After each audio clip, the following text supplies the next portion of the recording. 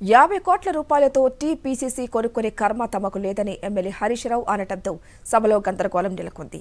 హరీష్ రావు వ్యాఖ్యలను వెనక్కి తీసుకోవాలని కాంగ్రెస్ సభ్యులు పట్టుబట్టారు. శాసనసభ వ్యవహారాల మంత్రి శ్రీధర్బాబు కల్పించుకుని హరీష్ రావు చేసిన సభలో ఇలాంటి ఆరోపణలు చేయడం మంచిది కాదని హితవు పలికారు. పీసీసీ అధ్యక్ష పదవి కొనుక్కునే కర్మ మాకు అక్కర్లేదు. ఇది ఎవరు చెప్పిండ్రు? స్వయంగా కోమటిరెడ్డి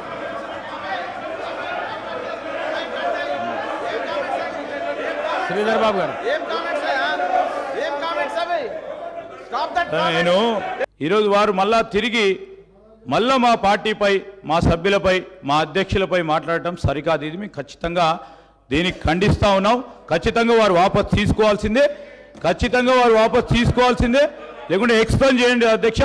ఇవన్నీ కూడా సరికాదు. Let's stand as an example. let's stand as an example. Let's stand as an example, sir. Why are you, Rajgopal Reddy, withdraw చేసుకోండి. హరీష్ రావు గారు, withdraw చేసుకోండి.